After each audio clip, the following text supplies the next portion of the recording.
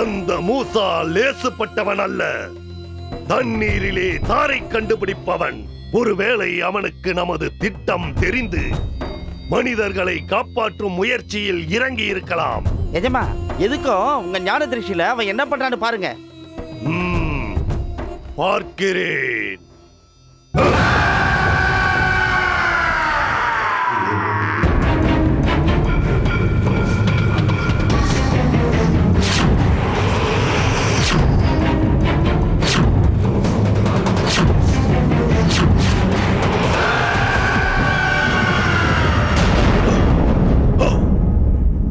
அந்த மூசா நமக்கு சரியான ஆப்படித்து விட்டான். அவன் என்னிடமிருந்து தன்னை மறைக்கிற பாதுகாப்பு வளையம் போட்டுக்கொண்டு என்னை அழிக்கிற பணியை செய்து கொண்டிருக்கிறான் போல் இருக்கிறது. என் ஞான திருஷ்டியில் எதுவும் தெரிய மாட்டேங்கிறதே. அப்படின்னா அவன் எங்க போயிருப்பான், என்ன பண்ணிக்கிட்டு இருப்பான்? ஒருவேளை விஷக்கிருமிகளுக்கு மாத்து மருந்த கண்டுபிடிக்கிற வேலையில ஈடுபட்டு இருப்பானோ? ஏன் அவன் எனது சூழ்நிலையை பயன்படுத்தி அஸ்திரங்களை எடுக்க கூட போயிருக்கலாமே. இல்லை எஜமான், காலயந்திரத்தில் யுகங்களுக்கு போன குழந்தைகள் திரும்ப வந்து விட்டார்கள். முட்டாளே, மூடனே, என்ன நீ என் மீது அணுகுண்டுகளாக வீசிக்கொண்டிருக்கிறாய்? நீ சொல்வது உண்மையா? உண்மைதான் எஜமான், நான் ஏன் பொய் சொல்ல போகிறேன்? அப்படி என்றால் 3 யுகங்களுக்கும் போய் 3 அஸ்திரங்களையும் எடுத்துக்கொண்டு வந்து விட்டார்களா? தெரியவில்லையே எஜமான். ஒரு தந்தையாக அந்த குண்டன் பாலுவிடம் மன்றாடி கேட்டும் மிரட்டி கேட்டும் எந்த தகவலையும் சொல்ல மறுக்கிறான். இதை எவ்வளவு சாவகாசமாக சொல்கிறாய்? அந்த குழந்தைகள் எனது உயிருக்கு உலை வைத்து விட்டார்கள். அவர்கள் எந்த யுகத்திற்கு போனார்கள், என்ன கொண்டு வந்தார்கள், எதுவுமே தெரியவில்லையே. உடனடியாக அந்த 4 குழந்தைகளும் எனக்கு வேண்டும். போய் அள்ளிக்கொண்டு வாருங்கள் அந்த குட்டி பிசாசுகளை. அவர்களை அடித்தால் மூசா வெளியே வருவான். போங்கள். உத்தரவு எஜமான்.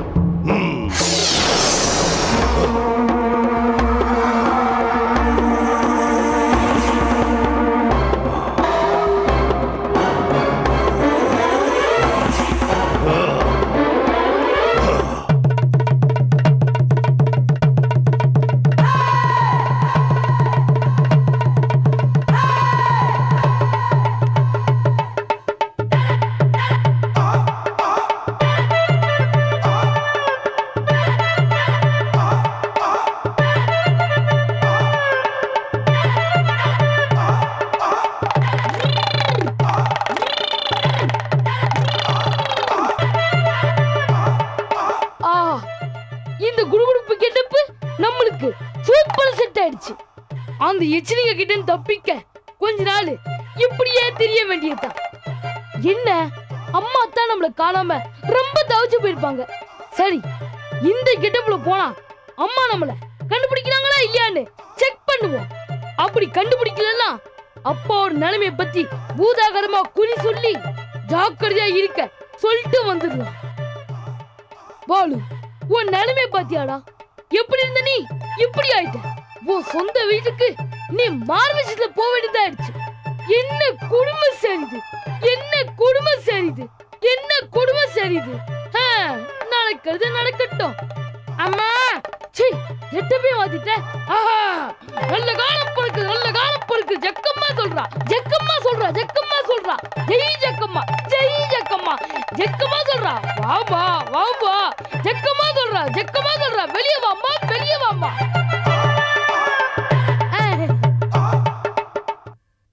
வரட்டும், வந்த கண்டுபிடிக்கிறாங்களான்னு பாப்போம்.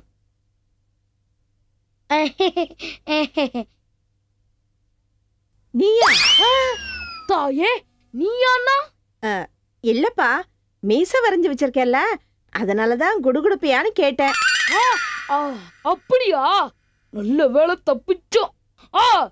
தாயே, இந்த வீட்டுக்கு நல்ல காலம் போயிடுச்சு, கெட்ட காலம் வந்துருச்சு. இது நான் சொல்ல, ஜக்கம்மா சொல்றா. முதல்ல குறி சொல்றத நிறுத்து. தாயே, நான் என்ன தப்பாக சொல்லிவிட்டேன்?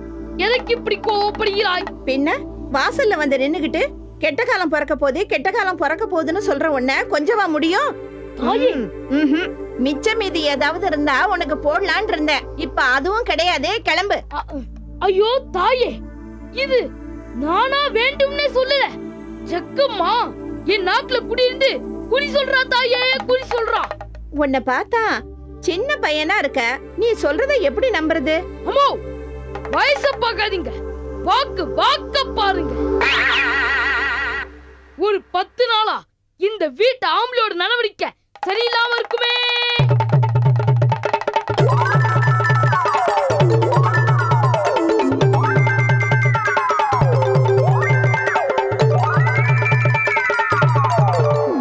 ஆமாப்பா, நீ சொல்ற மாதிரி ஒரு 10 நாளா அவர் ஒரு மார்க்கமா தான் இருக்காரு. அவர் பாட்டுக்கு வராரு, அவர் பாட்டுக்கு போறாரு. 2 இட்லிக்கு மேல சாப்பிடாதவரு டசனா சாப்பிடுறாரு. இவ்வளவு ஏன் தம்பி? என் புள்ள வாங்கி வச்ச ரொட்டி, பிஸ்கெட்டு, கேக்கு எல்லாத்தையும் அவரே தின்னுட்டாரு. அவ கேட்டா கூட கொடுத்திருக்க மாட்டாரு. ஆமா தம்பி, கரெக்டா சொல்லிட்டியே. இது எப்படி உனக்கு தெரியும்? எனக்கு தெரியாமடா. என்னப்பா சொல்ற? அது ஜக்கமா சொல்லிட்டா. இதுக்கெல்லாம் சொல்யூஷன் வேணும்னா அமௌண்ட் கொஞ்சம் செலவாகுமே. பரவாயில்ல தம்பி, எவ்வளவு செலவானாலும் பரவாயில்ல. என் பிள்ளையும் என் புருஷனும் நல்லா இருக்கணும், அவங்களுக்கு எந்த கெடுதலும் வரக்கூடாது. அப்படியா? அப்படிதான். உள்ள போய் ஒரு 300, 3 tens, 3 rupees போய் எடுத்துட்டு வாங்க, போங்க. புரியலையேப்பா. இது கூட புரியலையா? 333 ரூபாய டீடைலா சொன்னேன். என்னப்பா 333 ரூபாயா? அவ்வளவு செலவாகுமா? இதுக்கு ஷாக் ஆயிட்ட எப்படி? இது வேற அட்வான்ஸ் தான். வேலை முடிஞ்சதுக்கு அப்புறம் மொத்த தொகையும் பில் போட்டு அனுப்புறேன். என்னப்பா பில்லு அது இதுன்னு எக்கச்சக்கமா ஆக்கிடுவ போல இருக்கு. வேணானா விடுங்க, நான் வேற ஆள பாத்துக்கிறேன். தம்பி இருப்பா, ஏன் இப்படி அவசரப்படுற? எனக்கு பணம் முக்கியம் இல்லப்பா, என் குடும்பம் தான் முக்கியம். கொஞ்சம் இரு, நான் போய் பணம் எடுத்துட்டு வந்துடுறேன். ஆகட்டும். லட்சுமி, ஆஹா, இந்த ஆள் வேற வந்துட்டானே, காரியத்தை கவுத்துட்டுருவானே. லட்சுமி. என்னங்க? கண்டுபிடிச்சிருவானோ? சமாளிப்போம். லட்சுமி, அங்க என்ன பண்ணிட்டு இருக்கற? இங்க வா. இந்த வர. என்னங்க, ஏன் இப்படி கத்திட்டு இருக்கீங்க? அங்க யார்கிட்ட பேசிட்டு இருக்கற? ஒரு குடுகுடுப்புக்கார பையன், குறி சொல்ற பையன், அவங்கிட்ட நம்ம குடும்ப நிலைமை பத்தி கேட்டேன். அப்படியே புட்டு புட்டு வைக்கிறாங்க. என்னத்த புட்டு புட்டு வைக்கிறான்? இப்ப நம்ம பாலு பையன் எங்க போயிருக்கான் அவனால சொல்ல முடியுமா? அவன் ஃப்ரெண்டு வீட்டுக்கு போயிட்டு வரேன்னு சொல்லிட்டு போயிருக்கான், வந்துடுவான். வர வர அவன் வீட்லயே தங்கறது இல்ல, அவன் போக்கே சரியில்லை. இத பாரு லட்சுமி, நான் சொல்ற விஷயத்த கவனமா கேளு. இந்த பாலு பையன் ஊரை சுத்திட்டு வீட்டுக்கு வந்ததும் அவனை கோழி அமுக்கிற மாதிரி அமுக்கி வை. எனக்கு அவங்கிட்ட ஒரு முக்கியமான வேலை இருக்கு. அவங்கிட்ட என்னங்க உங்களுக்கு முக்கியமான வேலை இருக்கு? அதெல்லாம் உங்ககிட்ட சொல்லிட்டு இருக்க முடியாது. நீ போய் உன் வேலையை பாரு, உள்ள போ. ஏங்க, அந்த சின்ன பையன் குடுகுடுப்பக்கார பையனுக்கு ஏதாவது கொடுத்துட்டு வந்துடுறேனே. அவனுக்கு என்ன கொடுக்கணும்னு எனக்கு தெரியும், அத நான் பாத்துக்கிறேன். நீ உள்ள போ. நீ பாத்துக்கிறியா? உங்ககிட்ட பேசவே முடியாது.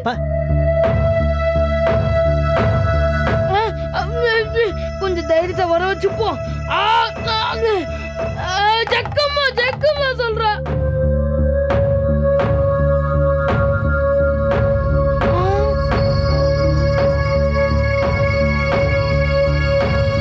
யாரடா நீ? சார், நான் யாரு உங்களுக்கு தெரியாது, ஆனா நீங்க யாரு எனக்கு தெரியும். என்னடா உளர்ற? உனக்குள்ள ஒரு ஏவல் இருக்குது. இதான் அந்த ஏவல். அதான் உன்னை அப்படி ஆட்டி படைக்குது. யாருகிட்ட வந்து என்னடா பேசிட்டு இருக்கிற? எனக்குள்ள ஏவலம் கிடையாது, கூவர சேவலம் கிடையாது. மரியாதை இடத்த காலி பண்ணிட்டு ஓடி போயிரு. இல்ல கோ பேக். யாருகிட்ட கைய ஊங்குற? ஜக்கம்மா ரத்தம் கக்க வச்சிருவா, தெரியுமா? யார்கிட்ட வந்து என்னடா பேசுற? நாங்களே ரத்தம் குடிக்கிற ஜாதி, எங்க கிட்ட வந்து ரத்தத்தை பத்தி பேசுறியா? இப்ப பார் உன் குறவழிய கடிச்சு என்ன பண்றேன்னு. இப்ப பார் உன்னோட சக்தி எல்லாம் ஒன்னா திரட்டி உன்னை ஒரு வழி பண்ணிடுறா. டேய் நான் என்னதானே பண்ணுவேன்? ஓடி போடா. இந்த டங்கனி கிட்டிய டகால்ட்டி வேலையை காட்டுறான்.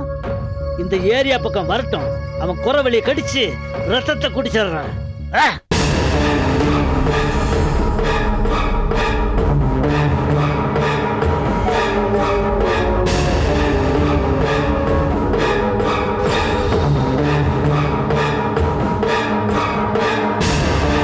எனது அன்பிற்குரிய பாட்டனாரே, உங்களது பாசமிகு பேரன் அசீம் பதூதா அழைக்கிறேன். எனது அழைப்பினை ஏற்று என்னால் விடை காண முடியாத கேள்விகளுக்கு விடை சொல்ல வாருங்கள். எனது இன்னல்கள் அகல, துயர் துடைக்க, நமது வம்சம் வாழ நல்லதொரு வழியை சொல்லுங்கள்.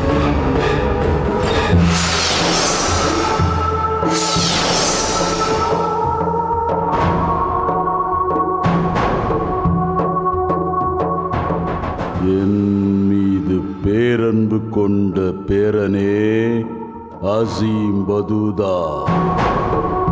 ஆஹா ஆஹா,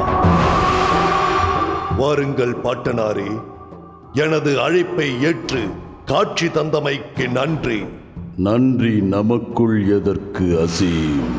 உனது துயர் என்ன, கேள்விகள் என்ன, சொல். பூதகுலத்தை வேறறுக்க நான் போராடி வரும் போராட்டம் நீர் அறிந்ததுதான். ஆங்காங்கே சில செறிவுகள் ஏற்பட்டாலும் ஆரம்ப காலம் தொட்டே எனது நிலை ஏறுமுகமாகத்தான் இருந்தது.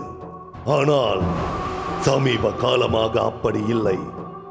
மூசா என்னை வெற்றி கண்டு விடுவானோ என்று நான் அச்சப்படுகிறேன். காரணம், கடந்த சில நாட்களுக்கு முன்னால் வரை காரணமே இல்லாமல் நான் மனநிலை பாதிக்கப்பட்டவனாக, என்னையே நான் யார் என்று கேட்பவனாக இருந்தேன். என் மனநிலை சரியான பிறகு ஏன் அவ்வாறு இருந்தேன், மூசா அப்படி என்னை செய்து விட்டான் என்று எவ்வளவோ யோசித்தும் ஞான திருஷ்டியில் பார்த்தும் எதுவுமே தெரியவில்லை. நான் அப்படியாக என்ன காரணம்? மூசா என் சக்திகளை மீறி எந்த சக்தியை என் மீது பிரயோகித்தான் என்பதை விளக்குங்கள். சொல்கிறேன். அஸ்திரங்களை எடுக்கப் போவதை தெரிந்து நீ தடுத்த பிறகு தீவிரமாக யோசித்த மூசா சித்தர்களை தேடி போய் உதவி கேட்டார். ஆனால் அவர்களும் மாயாதேவி எனும் மாயையை கை காட்டி விட்டார்கள். மாயாதேவி? ஆம், மனதை ஒருநிலைப்படுத்த விடாதவளும், தன்னிலை மறக்க செய்பவளும், சித்தத்தை சிதறடிப்பவளுமான அதே மாயைதான். தன்னை வேண்டி அழைத்த மூசாவிற்கும் மாயை காட்சி கொடுத்தாள். மூசா உன்னை அவள் பீடிக்க வேண்டும் என்று வரம் கேட்டான். அவளும் சம்மதித்தாள், உன்னை பீடித்தாள். நான் மாயை என்றொரு சக்தி இருப்பதை எப்படி மறந்தேன்? மறதி என்ற பெயரால் தான் சில சமயம் விதி விளையாட்டையே ஆரம்பிக்கும். அதற்கு நீ மட்டும் விதிவிலக்கா என்ன? உன்னிடம் விளையாடிய விதி இப்போது மூசாவிடம் விளையாடிக் கொண்டிருக்கிறது. என்ன சொல்கிறீர்கள்? எப்படி? அசீமை பிடிக்கும் நான் என் நிலையற்ற தன்மையால் உன்னையும் பீடிப்பேன். அதற்கு நீ சம்மதித்தால் நான் அசீமை பீடிக்கிறேன் என்றாள் மாயை. தற்சமயம் தலைவலி அகன்றால் போதும் என்று நினைத்த மூசா அவள் நிபந்தனைக்கு சம்மதித்தான். இப்போது அவள் உன்னை விட்டுவிட்டு மூசாவை பீடித்துக் கொண்டாள். என்ன சொல்கிறீர்கள் பாட்டனாரே? மாயை இப்பொழுது மூசாவை பிடித்திருக்கிறாளா? அவன் மனநிலை பாதிக்கப்பட்டிருக்கிறானா? ஆம், அதிக சந்தோஷப்படாதே. அவனை விட்டு விலக நேரிட்டால் மாயை மீண்டும் உன்னை பீடிப்பாள். மாயை உன்னை பீடிக்காமல் மூசாவை பீடித்திருக்கும் இந்த காலகட்டத்தை உனது வெற்றிக்கு உபயோகப்படுத்து. நான் வருகிறேன்.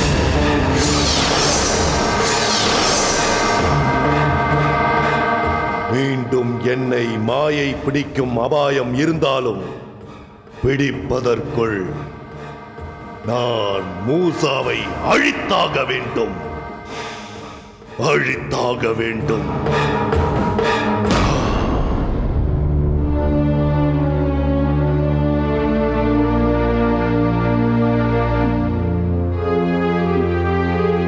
ஐயோ, என்னால முடியலையே. இதுக்குள்ள என்னால இருக்க முடியல. யாராவது வந்து என்ன வெளியே விடுங்க. என்ன வெளியே விடுங்க. சீக்கிரமா வந்து என்னை இந்த கூண்டுக்குள்ள இருந்து வெளியே எடுத்து விடுங்க. யாராவது வாங்க. மூசா, ஏன்பா இப்படி கத்தி ஆர்ப்பாட்டம் பண்ற? உன்னோட நல்லதுக்காக தானே இந்த பாதுகாப்பு வளையத்தை போட்டு ஒன்னு அதுக்குள்ள வச்சிருக்கோம். மாயை ஒன்னு விட்டு போற வரைக்கும் தயவு செஞ்சு நாங்க சொல்றத கேளு மூசா. கேட்க மாட்டேன். நீங்க சொல்றது நான் ஏன் கேட்கணும்? நீங்க யாரு?